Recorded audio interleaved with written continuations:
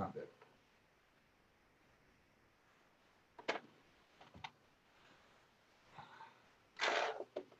It's a game of millimeters.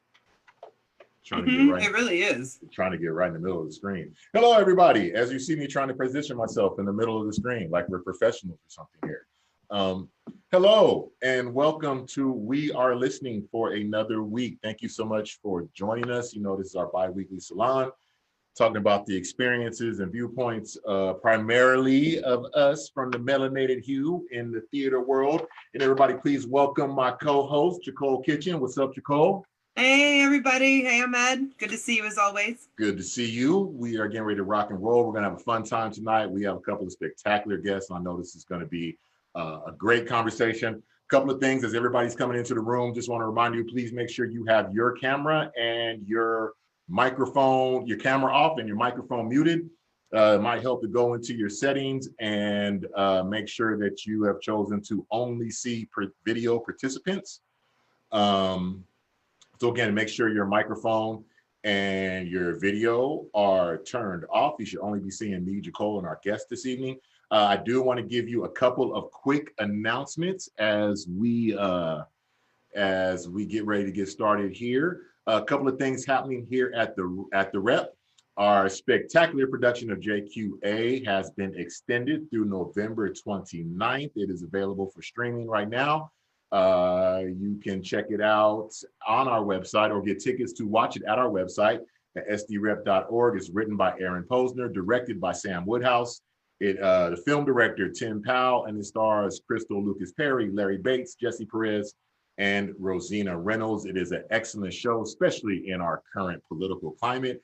It will make you laugh and think. So don't shy away from it. Make sure you check it out. It will make you think about things that are going on in a different way. Also want to talk to you about Unveiled. Unveiled is a one-woman show starring Rohina Malik, and she is sharing personal stories of 5 Muslim women in a post-9/11 world. That will be streaming November 13th through the 15th. So please head on over to sdrep.org and get your tickets for that. And as far as We Are Listening, as we continue to bring very interesting people to come on and talk to you, coming up on December 18th, we're going to go back-to-back days with We Are Listening in a couple of weeks. On December 18th will be a very special episode. Our guest will be San Diego Rep Artistic Director Sam Woodhouse, and he will be talking to us about the Rep's plans to address equity, diversity, and inclusion as we now and as we move into the future. So those of you who've been wanting to hear from Sam on these issues, he will be joining us on December 18th at 5:30. And then on December 19th, the next day at 5:30 p.m. November, I'm sorry, I said December. That's why Sharisa is the superstar that she is, to catch me when I say stuff that doesn't make any sense. That is 2 weeks, November 18th, Sam Woodhouse will be joining us here on We Are Listening. And then on November 19th, the day after, we will be welcoming a new Rep board member, Jasmine Sadler. She is a real life rocket scientist and now a member of the San Diego Rep board. We'll also be talking to John Brooks, board member at Moxie Theater and also a filmmaker. And we'll also be talking with Dr. Stephanie R. Bolger. She is the Vice Chancellor of Institutional Services at San Diego Community College and a board member at the Old Globe. So that is what will be going on with We Are Listening. Head on over to sdrep.org/listening to get links to sign up for those spectacular conversations that you don't want to miss. Jacole, what's happening around your way? As always, we continue to have the Digital Wow series. Right now, you can see on our or you can connect through our website to full episodes of Listen with the Lights Off, the spooky radio series through that produced through So Say We All. All 4 episodes of Walks of Life, a really fantastic audio listening program put together by Blind Spot Collective. The final episode, Walks of Life, episode 4, is all by Black artists. All of the writers, composers, voices you hear, everybody, the people who made the music, it's all BIPOC artists. And we have the complete series of Society of Wonder, a really, really fun mystery puppet series put together by Animal Cracker Conspiracy. Everything is available to find more information on our website, lajollaplayhouse.org. Thank you very much, Jacole. Again, all of you who are just coming into the room, make sure you have your videos off. Make sure you have your microphone muted. And right now, let's go ahead and get into We Are Listening. Please welcome our wonderful, very fun guests for this evening. This is going to be a great conversation. Please welcome Kaja Dunn and Stephen Buescher. Come on in, y'all. Welcome. Hi. Hey, girl, hey. Stephen, there we go. Don't be shy, Stephen. Oh, with the A-letters and everything. Yeah. Who lives in a polar bear's toenail? It's gonna be a very boring, serious conversation. I heard it was gonna be fun, so hey. No, we're gonna have a good time. I love it. Thank y'all for joining us tonight. We greatly appreciate it for you guys taking the time to sit down with us and talk to the folks about what's going on and how we're seeing things in the world right now. And before we get into it, we did some real brief introductions, but we always like to take a moment to let y'all introduce yourselves to the folks. Tell them a little bit about yourself and how you got into this performing arts world and how we got here. And we'll start with you, Kaja. Oh, of course. I was going to let Stephen go first. You knew I was going to start with you. Sure. So I'm currently an assistant professor of theater and the head of the acting program at University of North Carolina in Charlotte. But before that, I was based in San Diego for 14 years. On and off, we came and left, and worked at Cal State San Marcos, but also did most of my career as an actor and a director and then activist in San Diego. So that is why I'm East Coast now here, and had a collective of people that I met with, particularly Black women, and also was an associate artist at both Moxie Theater and Lems Players Theater in San Diego. Cool. Stephen, what's up? Let's see. Well, I feel like I need to start with getting kicked out of my house at 16. Well, I got kicked out living with my mom in New Mexico. She said, I can't deal with you anymore. Go move with your father. So moved to Indianapolis. And that's when I went to a performing arts high school. And I think that's actually where I felt like I could put who I really am into the theater, into the, I now have 2 teenagers, so it feels like appropriate to begin with like the teenage years of where do you put this stuff. So I recently heard somebody say that theater saved their life. I don't know if it saved my life, but I think it made my life. I feel like it really gave me that outlet in the crowd. So I've been hooked by the audience ever since. And my path has been, I went to Cal Arts for undergrad. And that's interesting. That's where I kind of discovered other Black misfits. It's like the misfit dancers and the filmmakers and the West Indian poets and the, Muslim painters. And it was Beverly Hills Black. I mean, there were so many. It felt like where I was, there weren't a lot of different folks. But when I ended up there was a small pocket of us. But we were all strange and all weird. And we all kind of like coalesced in this pack. And we were nothing alike. Okay, I won't get into that, but then I ended up getting seduced into physical theater. So I joined the Del Arte International School of Physical Theater, and I was a company member there for 10 years, helped run the school. This is where you're making your own work, so devising work. And then I kind of sort of stumbled upon this like mainstream LORT kind of world and teaching in places.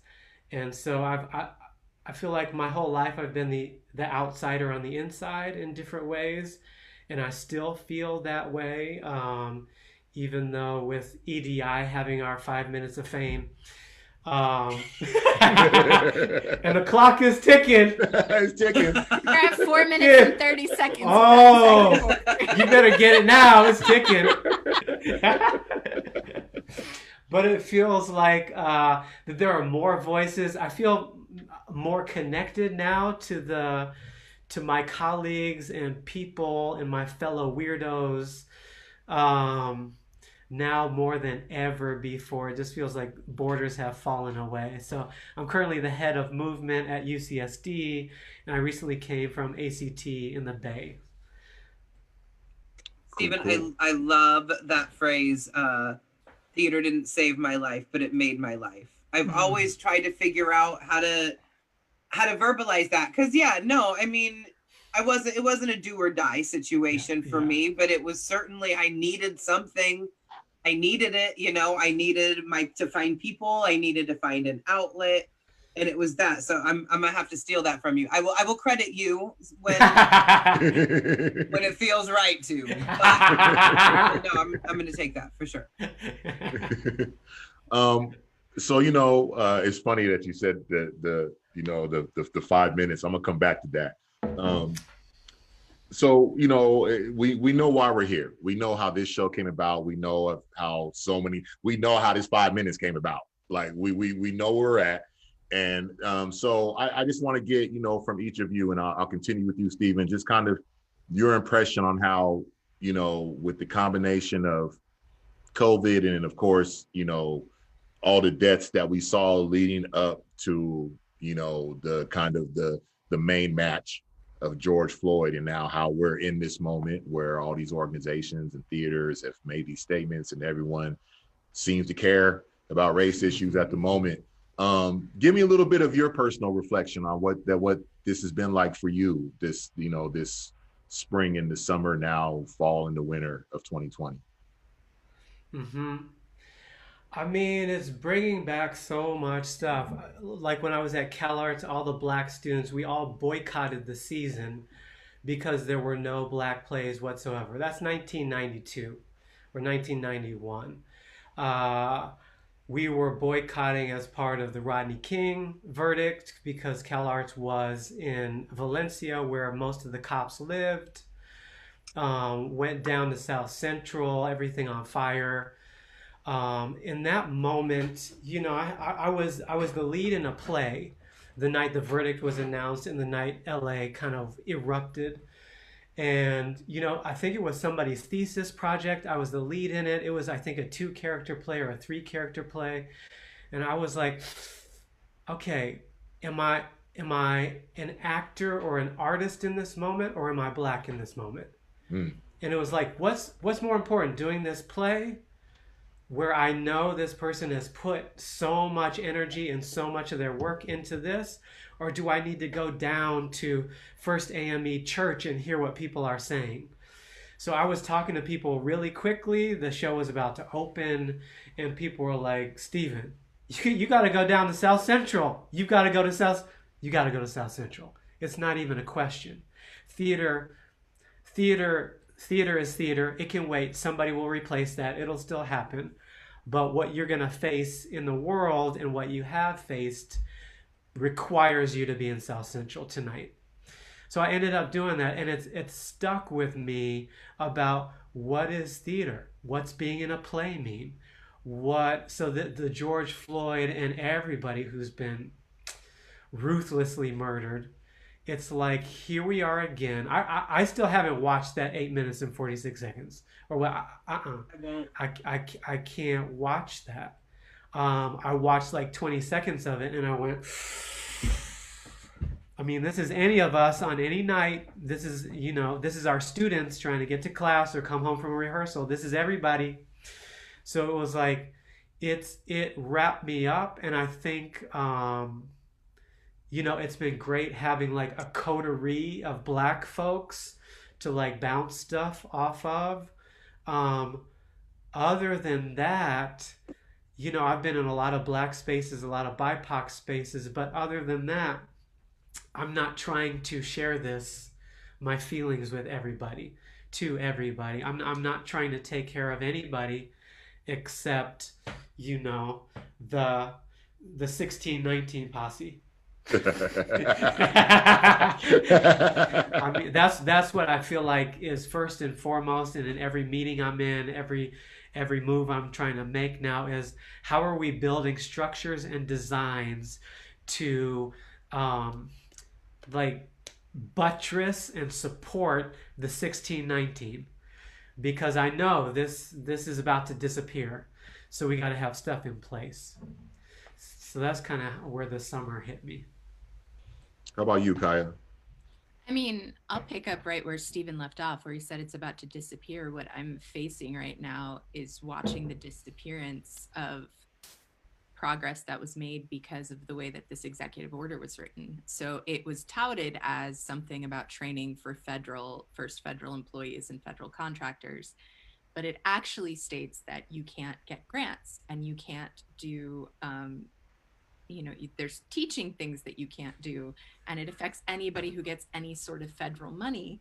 And so, we had a proposal about a Black Arts project, and now we're looking at not being able to apply for an NEA grant, because in order to say why you need to have spaces for Black people, you have to talk about what has been missing. And so I don't even think we're in the 5 minutes. I think there was such a strong reaction, and we saw it with the election. There was such a strong reaction to people asserting that there has been a problem, that the backlash, and I knew the minute people said this is a moment of change, I was like 5, 4, 3, 2, because we did. I mean, Jacola, I think you were there, but when I was at Cal State, we did Twilight Los Angeles in 2014, 2015. And we were actually going to start that show with a list of the people who'd been murdered by police while we were in rehearsal. And it was Tamir Rice, it was all of that. And the list got so long that we couldn't do it. So we had started a slideshow, and that slideshow became so enormous that we could not do that. And when we talk about like this moment, that's another thing that I get really upset about, because you talked about Cal Arts. Roberta Uno had a consortium in New York in 1984 called Training Theater Students of Color. I went to my conservatory in North Carolina in 1998. I went to my undergrad in 2002. I first came to San Diego in 2006 as a young actor. We weren't talking about this, right? Toni Morrison in 1974 said racism serves as a distraction from your work. She said, somebody says you don't have a culture, so you spend your life trying to prove it, right? And it's like, we're all artists. We're all really good artists, and our work is based in Black art, and being Black informs it. But it feels to me like the EDI work that is being done is still centered around helping white people stay in power and keep their jobs and do their jobs better. It's not actually based around I attended the first We Are Listening conversation, and it was really interesting because I know a lot of those people, to hear the reflections and to hear people say, oh, I want a seat at the table. And I thought, like, screw that. Like, we need our own. That has been the request when I was there 15 years ago, right? Like, it's not like people are just hearing these things for the first time. And so I'm very skeptical. There needs to be change, but I no longer do come to the table, let's all talk, have civil conversations without what is the end outcome? Because my time is finite. I have children, I have art, I have a limited lifespan, and I've seen this bleed people dry. I've seen the legacy of people who've existed. I did not hear about Dr. Gaffney nearly as much when I was in San Diego as when I left. And then I went into Black spaces like Black Theater Network, and his name was called out. And I thought, oh, I know him. I realized how many people, I knew his impact because I'm close to the Gaffney family, and I've seen the reflections and what, his theater has done. But to see the national impact he's had and not hear about him when I was a young artist in San Diego was really atrocious to me. And I think there's been a lot of that erasure.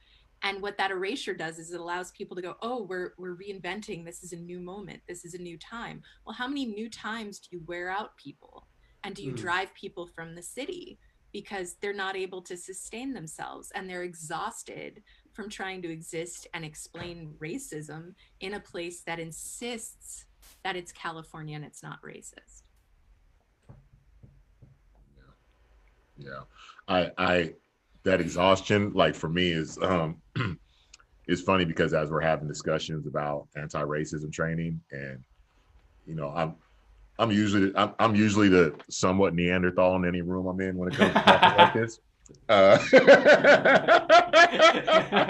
And the question was asked to me, you know, like, well, what do you think about this? What do you, and I'm just being real. I was like, I don't have a reference. I don't have a reference in my life for anti-racism training.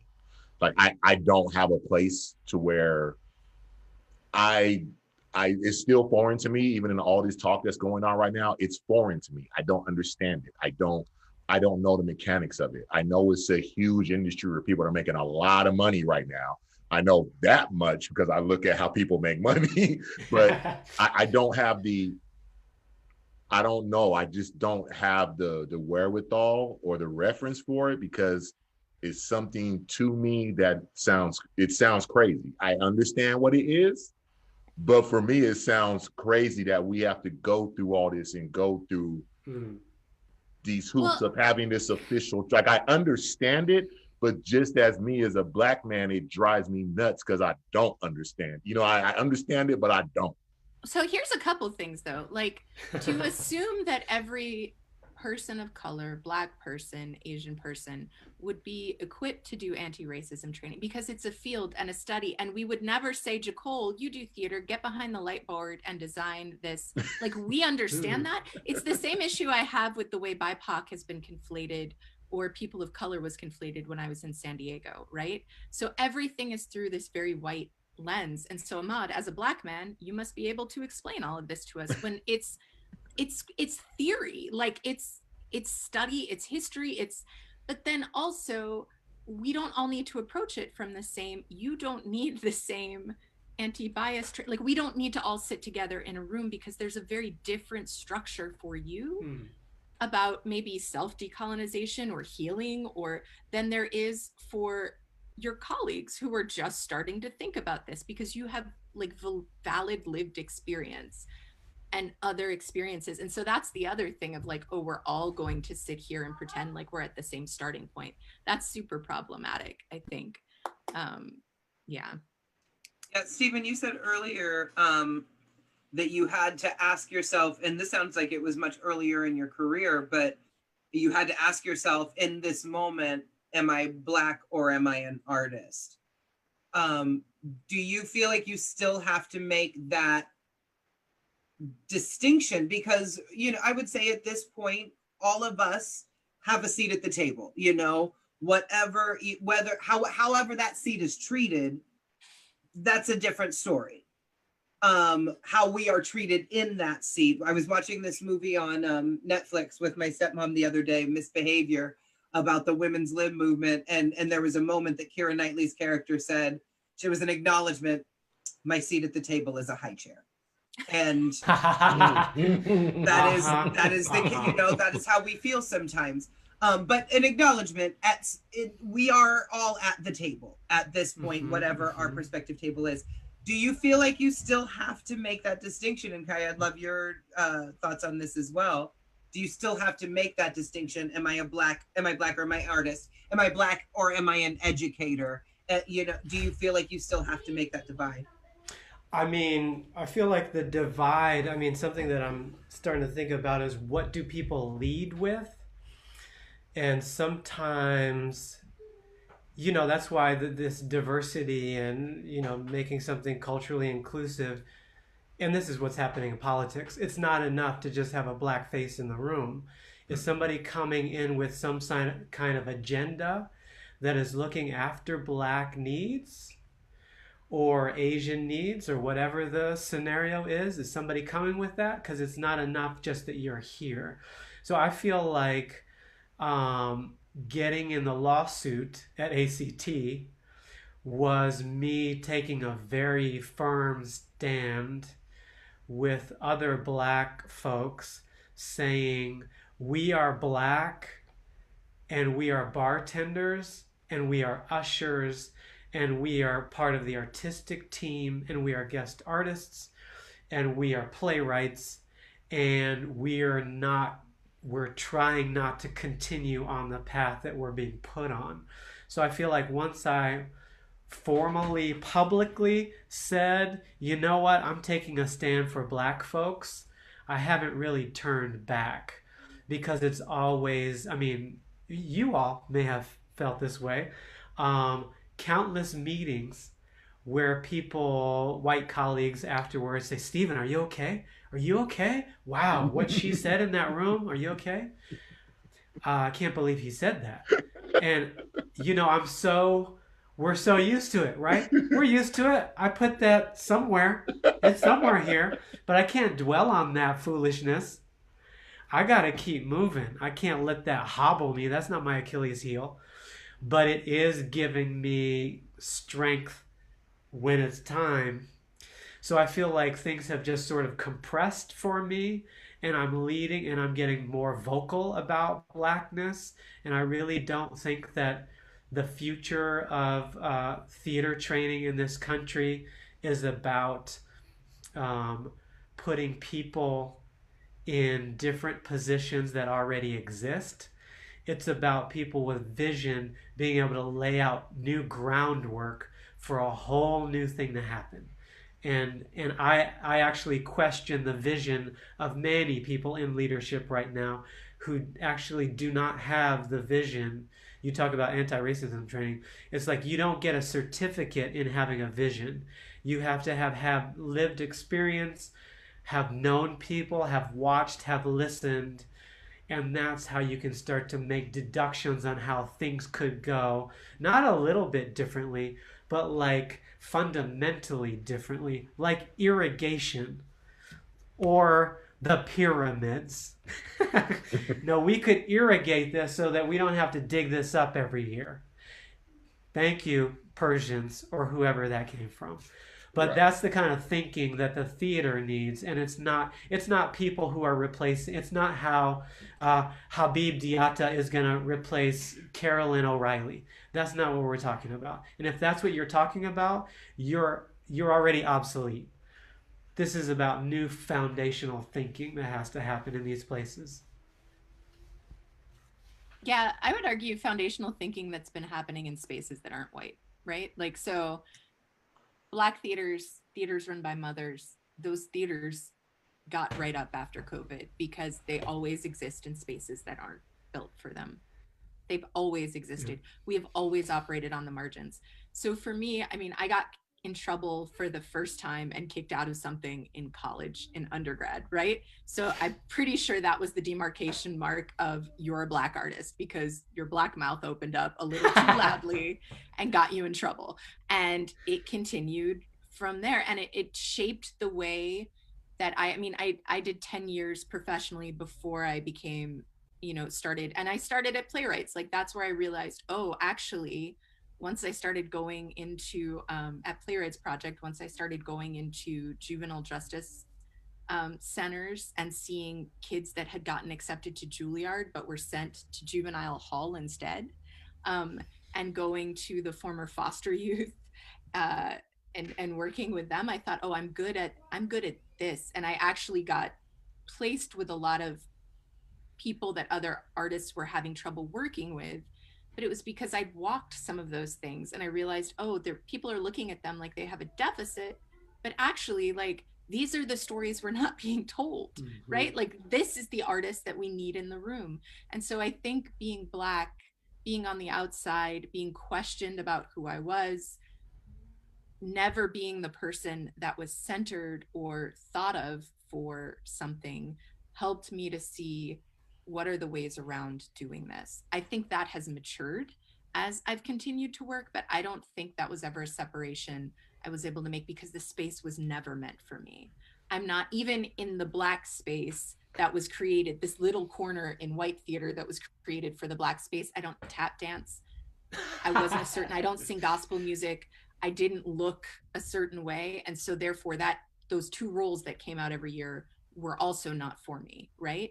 We're in a time where we're seeing more, and the work was always there too. That's the thing, is like, I so appreciate, I a couple of years ago, I called Indira Atwaru, who works at Billie Holiday, and I was talking to her about like these things I wanted to do with Black women. And she's like, Kaja, we're doing that already. And so then for me, it was about like, who are the other people I need to be in community with? Who's going to sharpen me? Because I can't keep having this conversation explaining things to white people. That is, again, Toni Morrison, that's a waste of my time. What I can do is catch fire with people who see the vision, who are doing this. And in this moment, some of that is starting to coalesce with the larger society. And, you know, my friend was like, welcome to the party. Like, there have been, and that is something I'm very clear about. The work that I do stands on the shoulders of a lot of other people, right? And I think that's one of the problems in training programs right now, is they tell Black kids that they're exceptional. And I always tell my students, you're special, you're not exceptional. Exceptional would mean you're an exception to the rule. And there are so many, those weirdos. I mean, I remember going to New York a couple of years ago and talking to my Black friends and being like, we just didn't have the internet. Like, we didn't realize, like, now you can go to the internet and you see all the kids who like, you know, ska or this or that. We didn't have that. And so people were able to tell us, you're an outsider, you're exceptional, you're different. And that doesn't exist anymore. And that is where I think this thing is going to explode. And I'm really excited. Like, I am excited working with young people because they have no patience for the BS. Yeah. They just, I mean, and not just Black kid, like white kids too, are like, why aren't we being taught this? Why are we still doing plays from the 1960s? Why aren't they talking to us about these other histories? And so you're seeing a real generational divide right now where people are saying, well, we need to slow down. People want to change. They don't know what they want. And students are very aware of what is missing from their education. And young theater artists are very aware of what is missing from the theater. And I think for a long time, theater leaders were able to say young people aren't interested in the art form. They're not interested in the verbalness of it. They don't, their computers have made them unsophisticated. And I don't think that was ever the case. I think we haven't been programming things. Why do I want to go and see your version of what my suffering is like? Why would I pay $85 to go watch what you think my life is like and I don't recognize it? You know, it's interesting, Kaja, you said, even as you were here in San Diego and not fitting into the molds because you don't sing, you don't tap dance, you don't. I think that one of the things that we're finding now, and maybe it's the computer age as you're talking, but maybe it's the necessity to create our own shit, is we are in this place where people are multi-hyphenate artists. You're not just any one thing. And I think the two of you are also great examples of that, of creating, and it's exactly, I think, that along the line, Stephen, of what you were saying as well, that it's not just about replacing the titles that exist and putting Black folks and BIPOC artists in there, but creating your own spaces and creating your own paths. And I think it's interesting now that we are seeing so many BIPOC artists that are just like, no, okay, I don't fit in your box. Here's what I do. I'm gonna show you. I'm gonna create my own things. And I do wonder, if that's out of necessity or out of convenience because of the internet age. I think that's always been the case with Black, and I'm going to talk really specifically about Black art, right? And knowing that this goes into other identities, right? But I mean, one of the reasons we wanted to work together at my school is because there isn't this silo of just theater, right? Like, the Black arts movement exists in art. In, you know, if you go to National Black Theater in Harlem, there's tons of art everywhere, and there's science, and there's literature, because we have always been expressive in multi-hyphenated ways. I don't think that's new. What I do think is and we've always been teachers.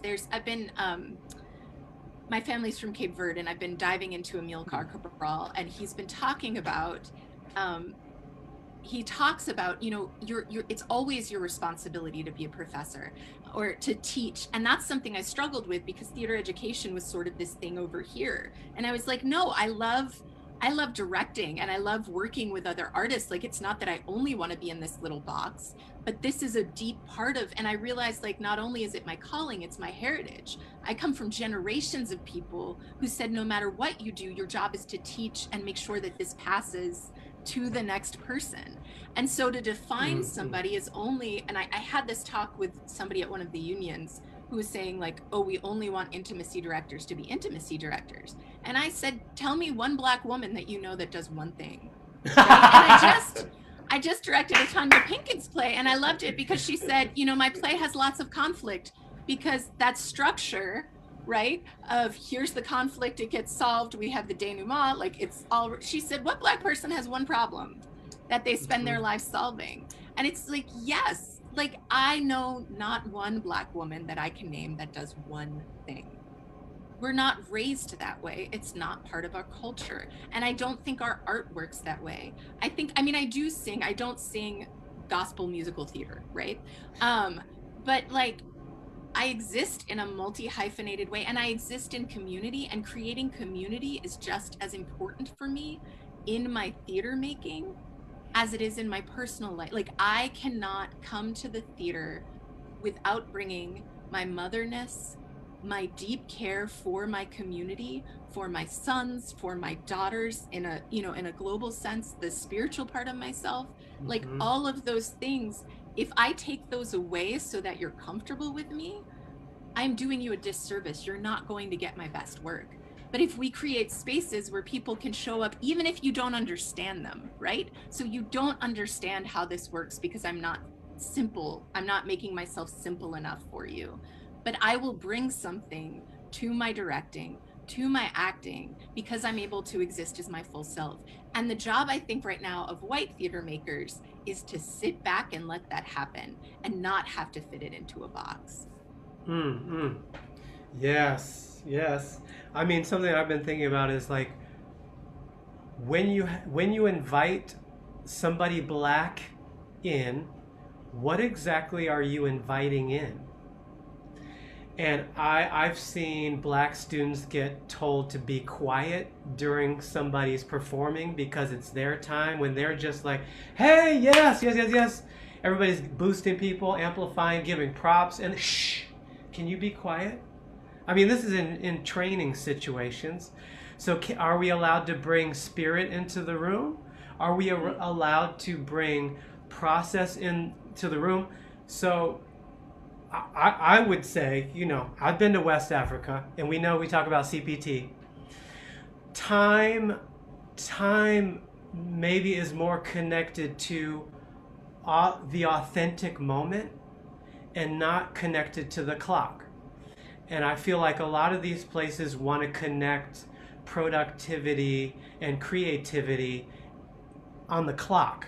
And that's not really what we do. So I was recently in a situation where me and the Black woman who was directing this piece, you know, we're it's a high stakes profile. It's a high stakes scenario. New play, blah, blah, blah. We're at our composer was at the piano player. We're hanging out. We're playing Whitney Houston. We start gathering around the piano. People are singing. We're banging on things. And then the stage manager's like, can we stop and get back to work?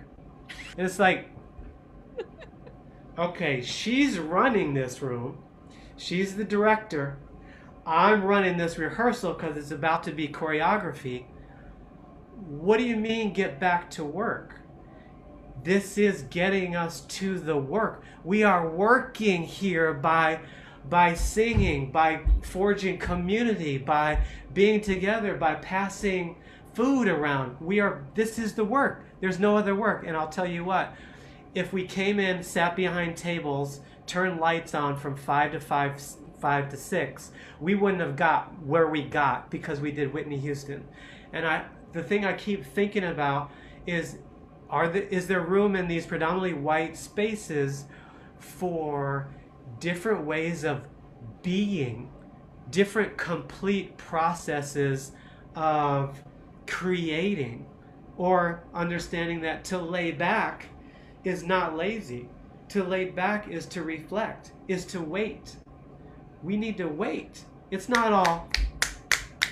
doesn't all work like that. I mean, I've seen, sometimes it's hard to make a pitch for people to go see theater. I mean, I've devoted my life to it, and I often say, what play should I see? There's a lot of bad plays to see right now, so don't go see a play. Go to a concert. And I think it continues to be this cycle of how you are supposed to behave in rehearsal, in production, in performance, in creation, in meet and greets, in the theater itself. And it's like, until you understand that when you are bringing us in, the potential is to bring all of us in, our total selves in. And if you do that, then something is going to shift that you can no longer control. Which is going to lead to the next iteration of what this theater is going to be, I think. Yeah, it's something that Kaja said that sparked this thought in me. I was talking with Richard Trujillo yesterday from SD. I can't remember. SDSCPA. I forget all. San Diego School of San Diego. Frick! Now you got me doing it. SDSCPA. San Diego School of Creative and Performing Arts. What she said. I was talking to him yesterday. You know, we were talking about, you know, the pipeline. You know, like how, you know, how do we see what we see? And I was explaining to him that my route in here is that, you know, coming from the administrative and, you know, ticketing side of things, when I first started doing this, I didn't see anybody else who looked like me in this space. There wasn't, I didn't know, there was nobody who I could look to, or like, oh, they do what I do. Like, I met Nikki Cooper and we met at a conference, but we didn't see anybody else that we knew that looked like us that did what we did, you know? And it was just something you said, Kai, because that's from that day, that's always been my responsibility in the lane that I am in this. I'm not a singer, I'm not a dancer, I don't do this. I do this thing on this end, on this backside that nobody sees. But for me, it was important for me to try to do it. And like you said, try to become something that wasn't, not just fit into some, like I've tried to become something in this space that no one could pin me down in, because I wanted little people who look like me to see me in this space, to know that, oh, I can go into that space in the theater and I can deal with software and I can deal with ticketing and I can learn fund development and I can learn all this business side that will take me to learn how to start my own theater or go work over here or into this other place. You know what I mean? So I think that's what I picked up on. It's like, it's that parallel thing of like, we're not here to fit into your mold. There's so much more of us that we do, that we can do, that we know, then you're willing to open your eyes and see. Erin Ann Daniels just came in. I try to bring people into my class so that students can, and one of the big things for me is getting more students into arts administration, getting more Black, Brown, Asian students into arts administration, and letting people see artistic directors. So Delicia's come in. We had Victor Vasquez, who's a casting director who runs, I think he's got the only casting office that's all people of color. And to let my students hear and see what these spaces look like, including, again, my white students, so that they understand that this is what can be, and it's not foreign or new or novel to them, right? But Karen Ann and I were talking, and she said, I'm trying to be the person I didn't have, right? And for our student, I think so many of us, like some of us were really lucky. I have colleagues that went to HBCUs or grew up in, you know, Delicia will talk about this. She grew up in a Black community. And I think there is an advantage in that, because you don't go through the same sort of like, where do I fit in? What am I doing? But to make sure that young people are connected and seeing the people we know what's missing when we didn't have it, or we know, even if we did have it, who wasn't listened to, right? Or who wore our elders out. So how do we avoid that? How do we make sure that people are seeing, Ahmed, like you said, that this is also a possibility. This is a route for you, because the talent is there. I went to a pipeline to profession thing at TCG, and there was a lot of hemming and hawing. And meanwhile, like, students were telling them, this is what we need. Female artistic directors were saying, this is what we need. And some of those leaders were saying, well, no, we just shouldn't train people who aren't wealthy because it's not practical. After all these people shared, and that really was a turning point for me, where I was like, I can't be in these spaces right now. Like, I really need to focus my energy, because this will drive me nuts, right? So how are we the people? And I mean, we had the Colored Girls group when I was there, and I was talking to Nicole about this before, like, all of us were the one Black girl in our artistic organizations. And Ahmed, you said earlier somebody asked you about something, and I think we also don't think about the danger of that. When you have one or two Black people, they're usually not the top person, and then they're asked for their opinion on very specific things. But I have given my opinion and then not been able to work for a year. And that's not an ideological shift. That's something that affected my ability to feed my family. That is an economic reality for me, that if I speak up and say what is actually happening or speak truth, I'm not going to be invited back into that room. So either I am the Black body that protects you and you say, oh, well, I talked to Kaja and she was okay with it, right? Or I speak up and I have to leave the city because I told you the truth about, or my truth at least, not in a mean way, not in a rude way. And now I am not going to be part of the circle because I'm not compliant. And I know this because, again, I've spoken to other people in that circle that we've had who experienced the same exact thing, where it was like, do you speak up? Do you speak out? And then you have to go. It's funny, these conversations make me think so much about my own journey and that no, I was always the only one in the room kind of coming up through my journey, but I've always wondered, why didn't I realize that? Why didn't I notice it? But one of the things that I always say is, growing up, I learned so much of my Blackness from my white mother. She was the one who had us in Nevadans Against Apartheid. She was the one that had us in the African dance classes. She was the one that was very vocal in having Highland Avenue changed to Martin Luther King Boulevard. And so I realized that I actually was shown and taught the barriers that exist for Black folks and people of color, but I was given the confidence of a white person that just believes that no space doesn't exist for me. And so I've just been able to go about that world and go, oh yeah, no, of course I belong here. No, nobody else looks like me, but I fucking belong here. Like, what do you think? There, Ahmed, you got 2 out of me so far. But one of the things that I would love, because I know that we're getting a little bit short on time, but I would love to just hear kind of the differences and the challenges that exist in academia, because I have like 19 questions that I didn't even get to, because this is just this is talking amongst friends, which is exactly what we knew it would be. But I do want to hear about the differences of challenges that you feel that you face in that academia, that education, like you said, educational theater, Kaja, versus the professional theater. And it's even strange to be making that distinction. Yeah, I mean, for me, part of the reason I went here is because I knew it would give me the platform. I'm not saying anything different than I said 15 years ago in San Diego, right? But I was just an actor.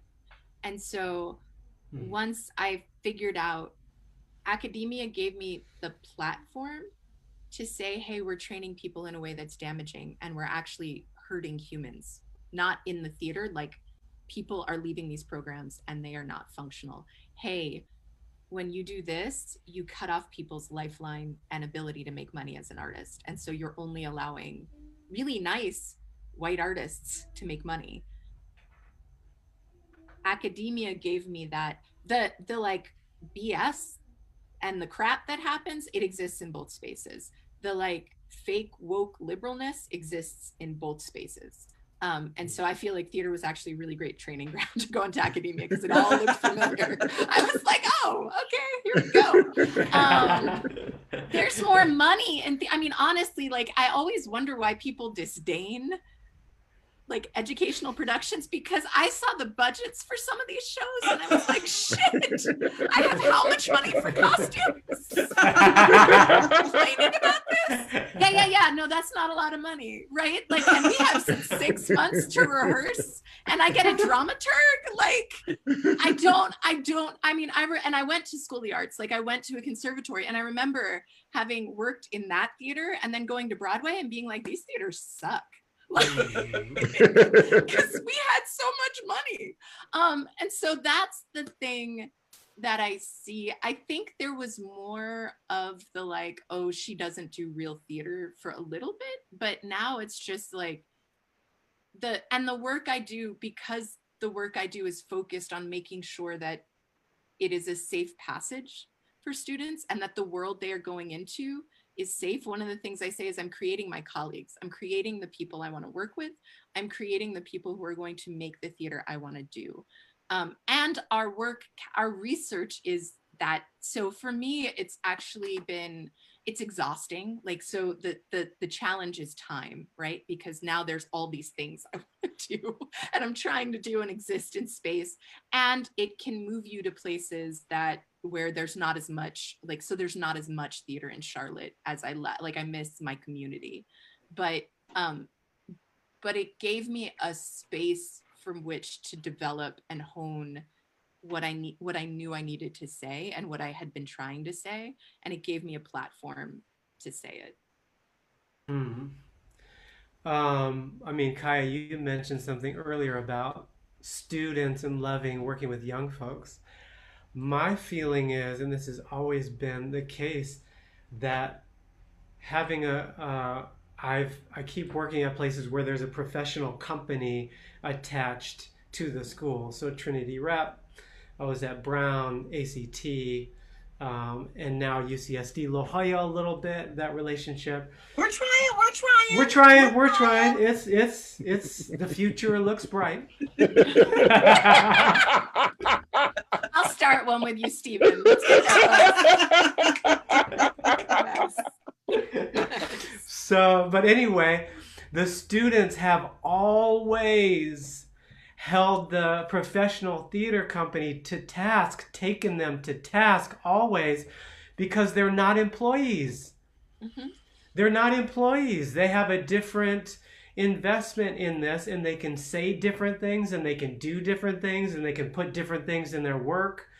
And that's something during this pandemic, it's like, wow, so many theaters shut down, but the universities did not shut down.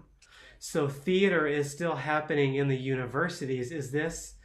So it almost seems like there should be theater companies inside universities as almost like shelters. Mm-hmm. If that's where work is going to continue to happen once the shutdown happens. But so working in academia, it's always just like new ideas. I think the problem comes in when the gatekeepers are still trying to run things the way things have been run. I'm sorry, we're beyond body image now.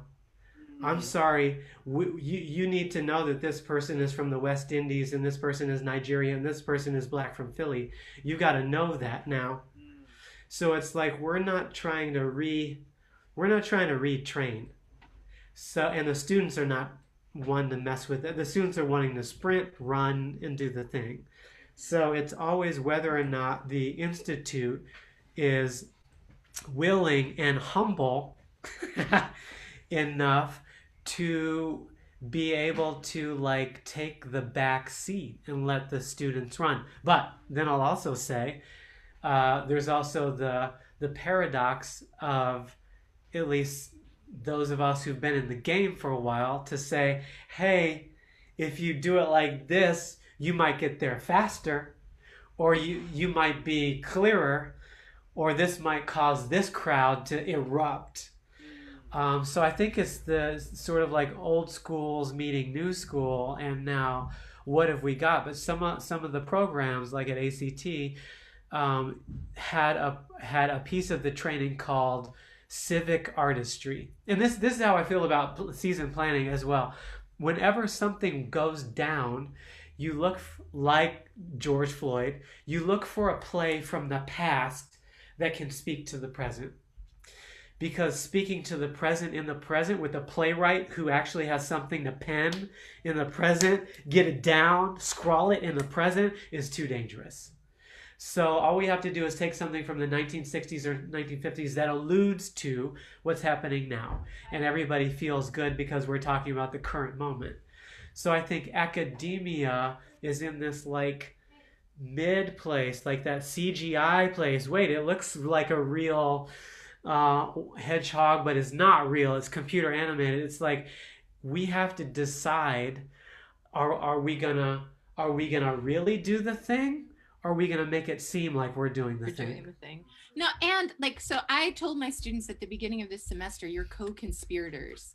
And that has been so, like watching what they're doing with Zoom. And I've been talking to people who are like, oh, I hate Zoom, or I do. But like my students, one, they're showing up like with COVID or in the hospital. Like you want to talk about committed artists, like the struggles, because I'm not at a conservatory. I'm at a school where a lot of kids have a high bar to even show up. And then the things that they are doing, and they understand the technology better than we do. Like the younger they are, the more savvy they are. And so there are things I bring to them, but there are also things they're bringing into the room. And I think the more we can make that model work, and that again comes from being Black, from knowing that the structure was not perfect, right? So I know that they have answers that I don't have. They're bringing game theory into theater making and doing some really cool stuff that like then artistic directors or administrators are looking at, but these kids have it. And so it's like, why wouldn't I collaborate? That would make me a bad teacher. Like if I'm not taking what you bring into the room and then offering you what I have in whatever way you can, I am not a good teacher. Yeah, it makes you out of touch. And like, what are people in touch with? I'm thinking about Black Panther. I'm thinking about those relics in the museum. Why do we keep celebrating the museum? Yeah. And I think that's where the shifting of the training for the new American theater is going to shift, because we're not training the museum. Because there's so much energy and so much momentum in the present moment all around you.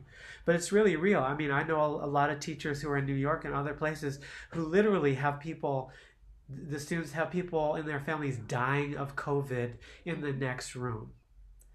I mean, I'm not dealing with that I know of as a teacher in San Diego. But for some people, what people are doing just to be present and create and want a place to leave everything that's closing in on them. And I think theater is still that place, even though it kind of feels like a hobby. Like we're all Dungeons and Dragons freaks and everybody's just like doing the same things we've always done. But there's a reason why people believe it's important in like K through 12. And then why do people not care once you hit 18?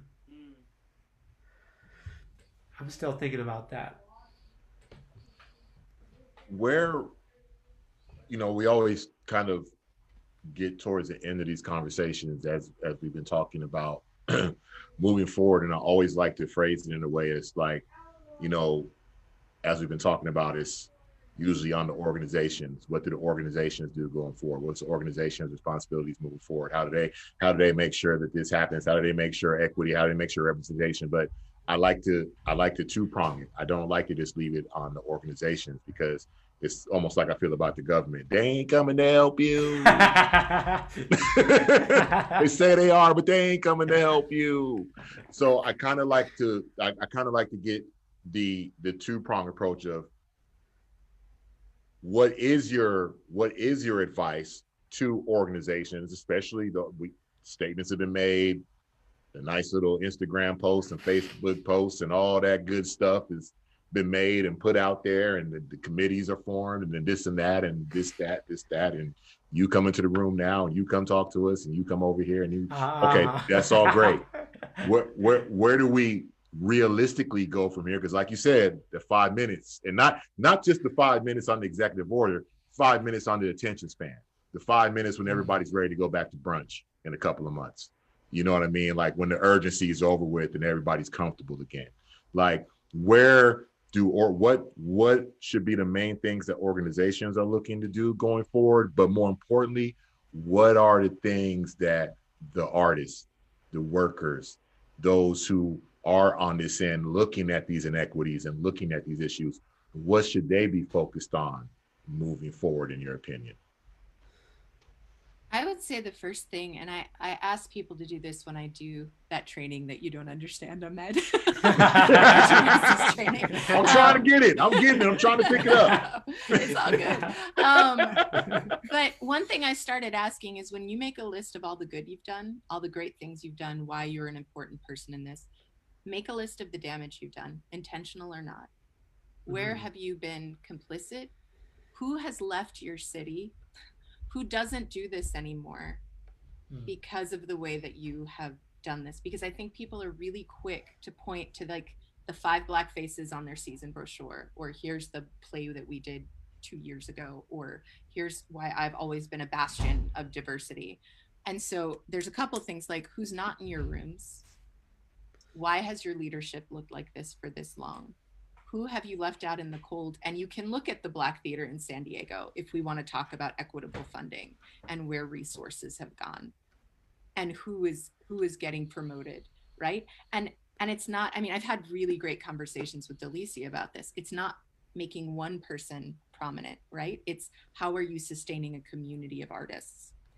And so I think the first thing before organizations run off and do more is to make a list of the damage they've done and really sit with that in a way that is uncomfortable. Solidarity, and I've said this before, doesn't come without sacrifice. So what power are you willing to give up? What money are you willing to give up? How much of a risk are you willing to take to do that? That's my organizational thing, because otherwise I don't want to hear how you're standing beside us, but then the minute something comes down from the federal government, you can't because it's too risky. For Black artists and other artists in various groups and of color, I say find community, find your people. Those people have sustained me. Jacole was, I remember the week she got to San Diego, right? It was like, come on, girl. And and then Delicia reached out and she was like, how dare you guys go to a movie? We're going to have a colored girls night. And those, I have those communities in every community I've lived in New York. And it really was that people were like, what? You guys are hanging out and it's Black girls. How come I wasn't invited? Yes. And that group still meets. Like when the pandemic happened, that group helped sustain me. In Charlotte, I have that group of, so find your people and work with your people and do not compete with them. Don't let there be a scarcity model. Work with them, right? And the Black organizations are doing that now. That Black Seed Project that's coming out. Yes. The less that we let them say, oh, well, we only have room for 2. And the more we work together and we don't let it be this person gets it or this person gets it. There's nothing, because if nobody shows up, if we all say no, unless this happens, that is where our power is, right? And to the white artists, I would say, where have you had privilege? Where have you had things? And Jason Hiles said this. He said, what I thought was talent was actually my privilege. And not that he's not incredibly talented, but I so appreciated that he said that out loud to my students, because I remember seeing that as a young Black artist and being like, maybe there's something wrong with me, that there's only one part for me a year, right? And so where has that been privilege, and where have you been allowed to excel, and what now probably feels like a little bit of a retraction? And how do you support going forward? How can you support those voices going forward? So there's something for everybody, and it cannot just be on the Black artists. And the thing that happened in San Diego that I want to stop is white people are really comfortable in marginalizations that aren't race. So instead of talking about race, there's always a conversation about another type of marginalization. And the conversation that needs to happen right now is about race, and particularly about anti-Blackness. And we need to stop. And Black people exist in all of those other marginalizations. They exist in female, in femininity, in like the intersectionality, in disability, in queerness. Like, we exist in all of those spaces, but we have to address anti-Blackness specifically. Ooh, yep, anti-Blackness. I would encourage people to say the word Black if you're talking about Black people. And if you use the word BIPOC, we will not assume that you're talking about Black people. So I would ask everybody Black to divest from the term BIPOC as a representation of what you will go through as a Black artist. So divest from BIPOC. Okay, that's that. I think a few things are swirling in my head. One is we need to. I'm thinking of. I can't remember who the producer is who like discovered the Beatles, and that producer also discovered a few other like major folks in the music industry. There's an agreement that theater makes where we're gonna find the one. We're gonna find the Lynn Nottage or the this one or the that one, and then we're all gonna produce the work of this, and we're gonna pass the idol around. Everybody gets a piece, and then we're gonna put that idol to the side and find the next one. I would encourage folks to start making a place for the unknowns and start taking some risk in some major unknowns. And if you don't know who they are, find the people who can put the unknowns in front of you.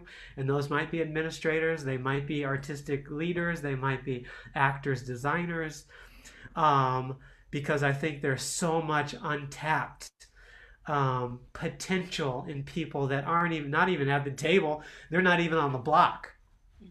And I think to invest in that would be major. Now I'm going to take from the folks at like Twitter and Netscape and Mozilla.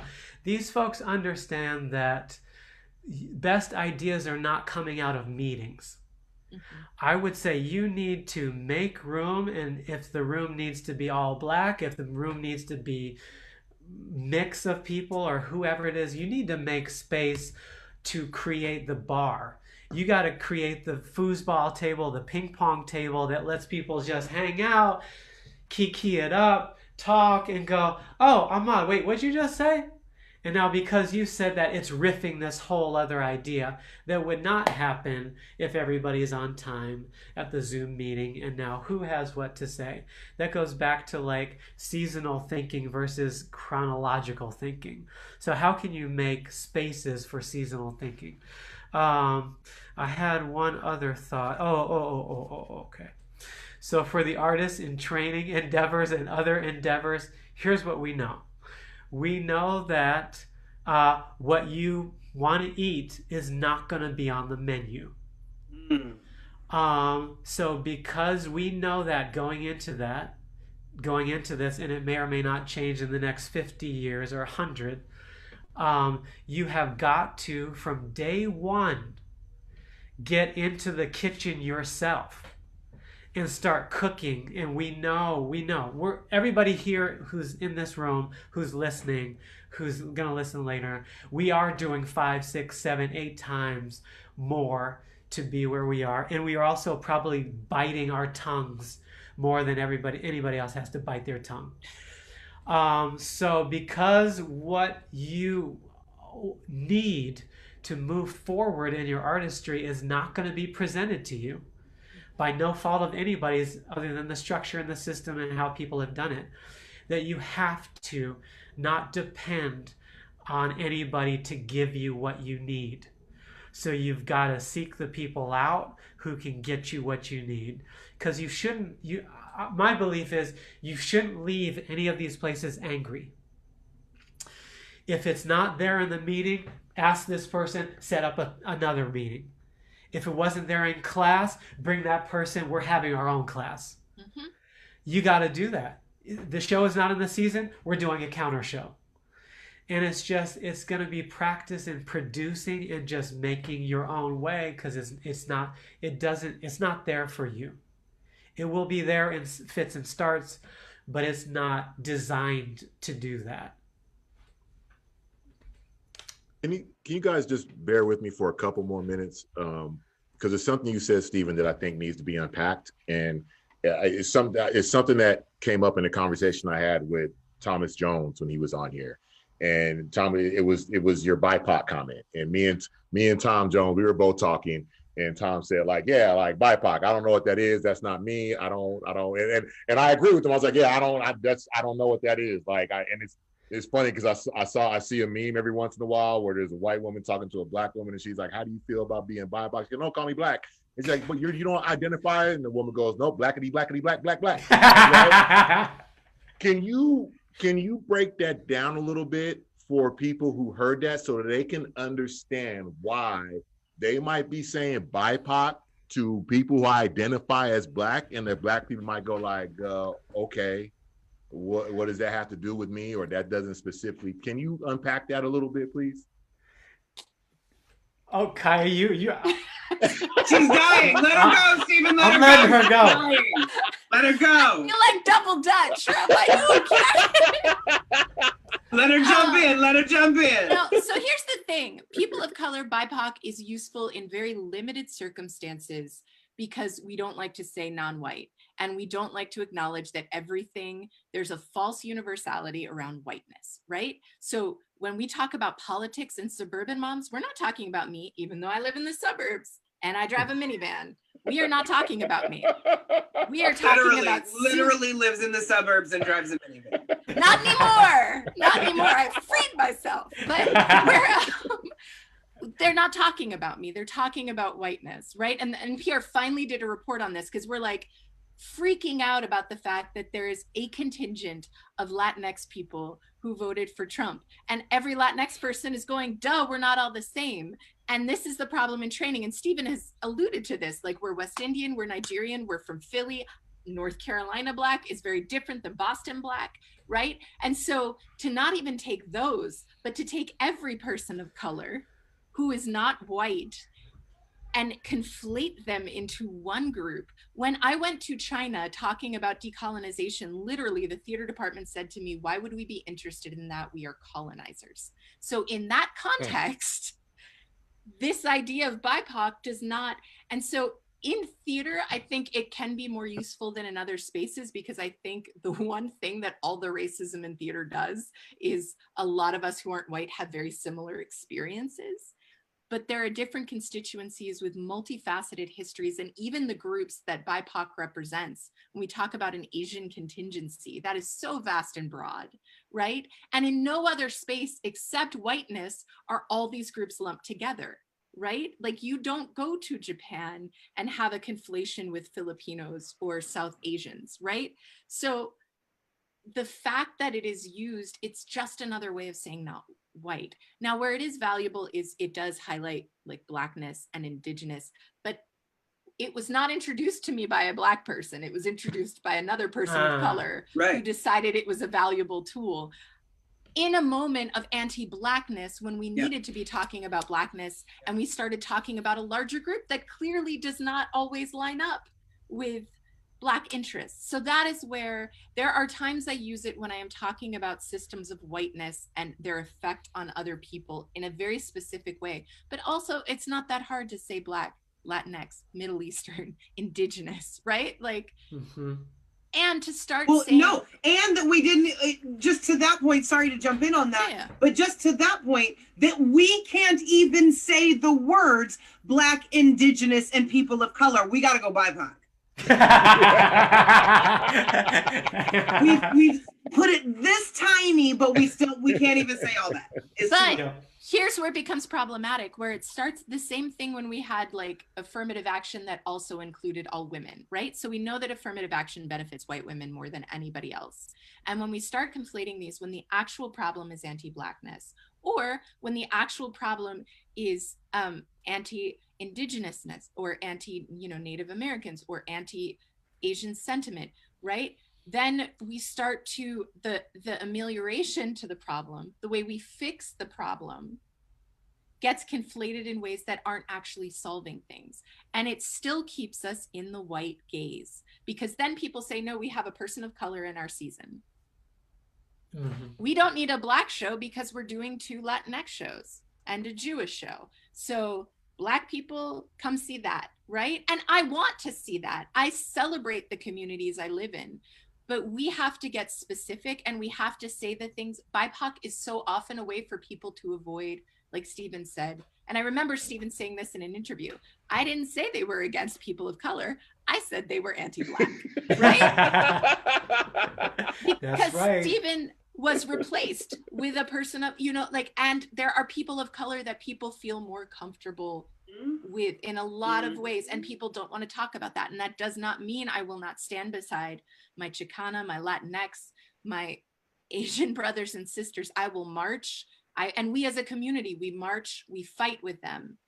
But we also have a right, and this is particularly a problem in the Black American community, we have a right to our own identity and heritage, and to our stories, and to tell our stories, and to not have our stories erased, and to recognize in all of the groups where we come up against conflict, and to be fully present as ourselves. And BIPOC does not allow us to do that. Kaja just jumped in on the double dutch and then threw the ropes at us. Kaja's a scholar. Kaja's an artist trying to make sure grant funding gets distributed, which it doesn't when we use BIPOC. That's what it comes down to. Well, thank you for that, because I did want to take a moment to unpack that for people who are listening and people who have been hearing that term and have been kind of wondering, like, what? Well, how come? Why? Or maybe looking at me like, how come our man doesn't respond when we use that term? Why does his eyebrow go up? Like, why does but Steven, but do you have anything you would want to add to that? I just feel like, you know, it's that. It's the Beverly Hills Black, it's the Boston Black, it's the Florida Black, it's the Cuban, Peruvian, Guatemalan, Honduran. It's the less we erase people's specificity, and the more we not only celebrate, but like draw it out and seek to draw it out, the more everything is going to expand. And then, like at ACT, then when you're starting to do that, you can do, guess what? An Irish play. Guess what? A Polish play. Because, yeah, you all are white, but guess what? You were once Norwegian, and you were once Danish, and you were German. Now you're white. Welcome to America. So And I think it serves everybody to get more specific. Go ahead, Kaja. No, but also, like, again, false universality, the myth of universality, which is there's a Korean American scholar who came up with that. But like, you get to be quirky. Or I was watching Enola Holmes with my son, and I was like, what a lovely story about a creative young girl who is quirky. And why are all the Black youth I see fighting the cop? Like, why can't we have this story about a young Black girl, right? So you get to be the geek, the jock, the scholar, the da-da-da-da-da. So do we, right? And that's because that specificity exists when we're talking about this. That specificity exists in whiteness, because whiteness is the assumed norm. You get to be specific about all the other ways in which you exist. We are just asking to even be recognized in the group in which we exist. And then, yes, in that group, I'm the awkward Black girl, right? Like, that is I am not the, right? Like, that's part of my thing, and I love it, and I live in it. And so I want to see more plays about that. More Lydia Diamond, please. Right? Like, that is my girl. No, Kaja, I feel you on that. I always say I'm only cool in white spaces. Like, I'm a freaking geeky little nerd in Black spaces. I'm a theater geek and like, what? But no, in white spaces, I'm cool as hell. That's how it goes down. That's how it happens, right?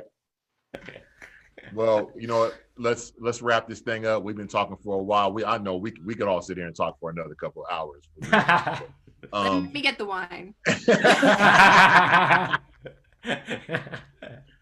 Kaja, Steven, thank you so much for joining us on We Are Listening. It was a great conversation. Thank you so much for bringing. Like I said, we're trying to catch everybody from every aspect of this thing. So number one, people know how diverse we are as Black people, but then also they know how diverse our skill sets are in this industry and how much we do in every aspect of this industry. So I really appreciate you guys coming on. And I know y'all gonna be returning guests. I know y'all gonna come back because we got some more stuff to talk about. Oh no, Kaja's already pitching me shows. We were on the phone the other day. And she's like, okay, so I know I'm coming on with Steven, but I got this one, and I really want to do that with her as well. And can we? Yes, we say it like that. I just said. So yes, you will both be back. Thank you so much. Jacole, you got anything for the folks? Anything else to tell the folks? Thanks for listening. Want to remind you guys, make sure you come back 2 weeks from now where we'll be going back-to-back days with We Are Listening. November, as Sharisa corrected me earlier, I'm already a month ahead. I'm November, Wednesday, November 18th, 5:30 here on We Are Listening. San Diego Rep Artistic Director Sam Woodhouse will be our guest, and he will be talking about his vision and the Rep's vision concerning equity and diversity as we move forward. And then make sure you come back and join us the next day, November 19th. We will have Jasmine Sadler, a new board member here at San Diego Rep. And let me tell you something about Jasmine. She's a real life rocket scientist. That is not hyperbole. She is a rocket scientist and a trained ballerina, and she is now on the San Diego Rep board. Yeah, Jasmine's no joke. And we will also have John Brooks, who was a candidate for the 53rd district seat earlier this year. He is a board member at Moxie, and he is also a filmmaker, has a film coming up. We'll be talking to him about that. And we also have Stephanie Buescher will be coming on that episode, board member at the Old Globe. So that's going to be our board member episode. So we'll be talking about things with the board and, come back and join us. Again, Kaja, Steve, and Jacob, thank you all very much. All of you listening, thank you very much. sdrep.org/listening. And don't forget to visit lajollaplayhouse.org, oldglobe.org, see what they got going on there. And you see them, they up here, they all over here. And that's a wrap. Thank you all very much. And we'll talk to y'all soon. Good night, y'all. Good night.